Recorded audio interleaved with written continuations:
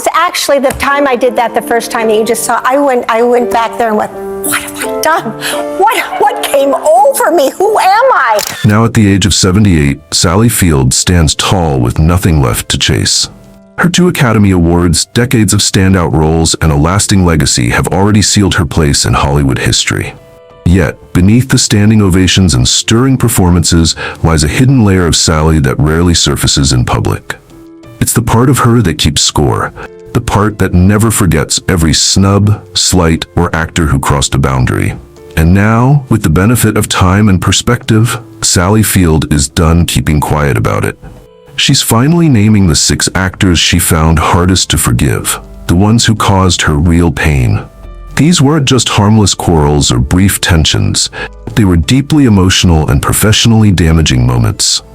Whether played out in front of the lens or hidden from view, they had a lasting impact on her path. If you think you've heard it all about Tinseltown, brace yourself. This truth cuts deeper than fiction. Let's begin with the man who left a mark on her heart. Burt Reynolds. At the height of their fame, Sally Field and Burt Reynolds were media darlings, Hollywood's golden duo. They radiated charm and joy in films like Smokey and the Bandit, pulling audiences into their whirlwind. But away from the glamour, the reality of their bond was far more complex and unsettling. Sally didn't hold back when she later described Burt as someone obsessed with being in control. He had a way of brushing off those who posed a threat to his status, including her. She endured cruel jabs disguised as jokes, critiques masked as concern, and a steady chipping at her confidence. While he grinned for the press, she often returned home to silence or passive digs that cut deeper than any headline. In her soul-bearing memoir In Pieces, Sally dropped the curtain on the illusion. She laid bare how Burt consistently silenced her and dismissed her opinions. Rather than being her equal, he wanted her quiet, just a smiling figure beside him, nothing more. He frequently interrupted her, ignored her input, and dismissed her autonomy on and off set. To the world, she glowed at his side, but in private, she often disappeared into the background. He played hot and cold with her emotions, using affection as a bargaining chip. That emotional tug-of-war slowly wore her down from the inside. Even at her professional peak, she often questioned her own visibility beside him. "I was present, but not entirely myself," she once confessed. "I existed, but not as the woman I really was." Though they shared years together, Sally eventually realized she never truly understood who Burt was behind the persona. The charming rogue adored by millions wasn't the man who closed the door behind them at night. Still, she poured herself into the relationship, believing love could fix what was broken. "I wanted to give him everything," she wrote, "because I did love him, but he brought me pain." He might have been a screen icon to fans, but to Sally, he was a heartbreak hidden in a smile. And sadly, he was just the first of many to leave a scar. Next came the force of nature, known as Tommy Lee Jones, a man whose ego filled every room. Sally stepped onto the backroad set filled with hope, eager for a raw, challenging role that had substance. But it didn't take long for the atmosphere to change once Tommy arrived. She walked onto the project hoping for artistic collaboration, but instead of creative sparks, she hit a wall, and that wall was named Tommy Lee Jones.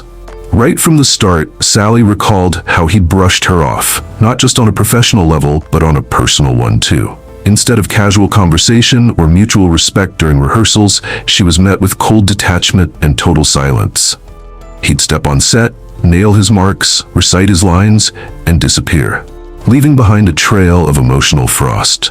For someone like Sally, who poured emotion into her work, his frigid presence wasn't just jarring, it was disheartening. Rather than facing a tough character on screen, she found herself up against an unyielding co-star behind the scenes. While most actors find strength in supporting each other, he made her feel like she was dragging dead weight across every frame. Sally eventually shared that she often tried to warm things up with small talk, character discussions, or light humor between scenes. No matter how she tried, Jones gave her nothing. Not even a glance, not even the courtesy of acknowledgement. He behaved as if she didn't belong there, like she was just an unwelcome visitor on his personal soundstage. When Backroads finally released, critics cited the hollow chemistry between the leads as its weakest link. But what audiences never saw was that the frost wasn't in the dialogue, it lived in the space between the takes. Sally would later reflect, "We were supposed to be two lost souls finding love, but I might as well have been monologuing." Though she stayed professional the entire time, Sally later admitted that the emotional toll nearly broke her. For a woman who thrives on warmth and openness, that cold set felt less like work and more like exile. After Back Roads, the idea of reuniting with Jones professionally was off the table for good. And though she never openly criticized him in interviews, the chill in her tone always said more than words. She never named names with bitterness, but she never let the memory thaw either. But not all of Sally's on-set battles were wrapped in quiet tension. Some exploded in full view. During the chaotic filming of Say Goodbye, Maggie Cole, she faced Robert Blake. A storm in human form. Known for method acting and unpredictable behavior, Blake didn't just bring intensity, he brought mayhem. Sally struggled to find any rhythm because Blake constantly rewrote the rules without warning. He'd improvise mid-take, ignore the script, and unravel carefully structured scenes with wild behavior. What he saw as spontaneous genius, she saw as sabotage, plain and simple. She accused him of throwing her off deliberately, not just once but over and over. And it wasn't just her who felt the fire. Crew members whispered of frequent tantrums and mood swings. One minute he was quiet and locked in, the next he was berating a technician over lights. Even minor issues could send him storming off, leaving a wake of tension on set. Already juggling the weight of a challenging character, Sally unexpectedly took on the role of mediator to stop the entire production from unraveling. But her efforts couldn't save it. From the first take, unease seeped into nearly every shot. And before long, the stress was written all over the set. By the time filming halted for good, the movie had been shelved indefinitely. Another Hollywood dream that crumbled under pressure. What could have been just a temporary bump in her career hit Sally on a much more personal level. This wasn't just failure, it was wounding. Reflecting later, she described it not in terms of career setbacks, but as a wound she carried for a long time, one inflicted by the people she had trusted. "Some performers elevate a scene," she remarked, "and some need to tear others down just to feel taller than they are." When she spoke of Blake, her voice didn't waver. It was calm, but the pain hadn't faded. That production left her with a clear decision. From that day forward, she would never again confuse dysfunction for brilliance. However, not every feud sparked during shooting. Others were ignited under the bright lights of awards shows. Take her Cold War with Shirley MacLaine. To the public, they looked like magic together in Steel Magnolias. Two powerful actresses united on screen, delivering a heartfelt tale of grief, sisterhood, and healing. But that was just the surface.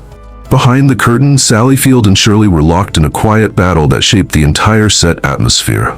Sally poured herself into the character of Mem Lin, channeling every ounce of sincerity and heartbreak she could muster. She needed realness, not theater. In contrast, Shirley seemed to approach filming like a competitive sport, staking her claim on every line, every glance, every scene. People on set quietly noticed her boasting about past Oscars and rewriting scenes mid-shot. It wasn't collaboration, it was control. While Sally maintained her professional demeanor, smiling through the friction, inside she was emotionally spent. One pivotal scene dragged on for 17 exhausting takes. Not because Sally stumbled, but because Shirley couldn't stop hijacking the moment. Her constant need to inject humor into the sorrow not only disrupted the flow, it undermined the truth of the character. Sally, even years later, would speak of the experience only with distance, not rage, just worn-out clarity. It wasn't just a matter of performance choices, it was two clashing energies locked in the same frame. While Sally focused on emotional honesty, Shirley fought for dominance. The wounds from that imbalance never truly faded. The heartbreaking moment that moved audiences to tears was real, just not for the reasons they imagined. Sally left that film with a memory carved deeper than any line she'd delivered, a private scar the world never saw. Yet, even that couldn't compare to what came next. An actor who didn't just challenge her art, but eroded her trust. James Woods, her co-star in Kiss Me Goodbye, a film meant to be airy and full of charm. On paper, it was supposed to be fun, a quirky romantic comedy with supernatural twists. But from the first day on set, something felt unsettled to Sally, and that something had a name. James Woods, brilliant but volatile, brought a mood that turned every comedic beat into emotional combat. What should have been light-hearted scenes turned tense and strange, as if she was acting beside a storm. He didn't merely recite dialogue. He dissected it with surgical precision, clashing with the director and frequently altering scenes mid-rehearsal, often without alerting anyone. Each practice session morphed into a battlefield of egos, where Sally, known for her emotional authenticity and teamwork, felt increasingly overrun and dismissed. In interviews years later, Sally would recall Woods as intellectually suffocating, wielding language and wit not to connect, but to dominate every room he entered. Instead of fostering collaboration, he nitpicked the script, undermined the director's decisions, and made unsolicited remarks on her performance mid-take, poisoning the creative energy on set. Yet what unsettled her most didn't happen in front of the cameras. It was the way Woods would casually imply she was emotionally absent, as if her passion had vanished. He told her during one particularly difficult scene that she was simply going through the motions, a comment that pierced deeper than he likely intended. To Sally, it wasn't advice or constructive feedback. It was calculated, meant to shake her confidence and break her stride. She didn't see someone trying to elevate the work. She saw someone trying to chip away at her sense of self-worth, piece by piece. After fighting to build respect in an industry dominated by men, facing such condescension from a co-star was more than frustrating. It was infuriating. She didn't walk away from that project feeling creatively challenged. She walked away emotionally bruised, like she'd been in a psychological war zone. It wasn't the role that drained me, she would later admit. It was the constant need to prove I belonged there. When she left that toxic set, she carried not just exhaustion, but resolve, quietly promising herself that no one would ever shrink her voice again. From that moment forward, she vowed never to let herself be reduced by a man mistaking arrogance for intelligence. Only one more name remained on her list, and it shocked even those closest to her. Dustin Hoffman. To the world, Hoffman is a cinematic icon, decorated with Oscars and known for his transformative performances. But to Sally Field, he represented something entirely different, a missed opportunity wrapped in a bitter experience. Though they never shared the screen in a full feature, their almost collaboration in the early 80s left a lasting mark on her memory. The project, ultimately abandoned before filming began, had once held promise for Sally, a role that could have opened new doors. Instead, the chemistry read with Hoffman turned into one of her most degrading professional encounters. Before she even stepped into the room, he was already entertaining the producers, tossing jokes and critiques around like darts. When she began reading, he cut her off, not with insight or support, but with unsolicited corrections and public dismantling of her choices. He didn't offer guidance or feedback. He challenged her competence in front of a full room. Sally said the audition felt less like an artistic exchange and more like a courtroom cross-examination where the verdict had been decided. She recalled shrinking into herself, not as a respected Emmy winner, but as a student being scolded in front of a class. The final blow came days later when she heard through the grapevine that Hoffman had bragged about sabotaging the audition. He reportedly told someone, "There was no spark, and I made sure of that." What Sally experienced wasn't merely disrespect, it cut much deeper. Healing didn't come quickly. For a while, she wrestled with the memory, blaming herself and analyzing every moment. She replayed it all in her mind, searching for where she might have slipped. But eventually, distance brought understanding.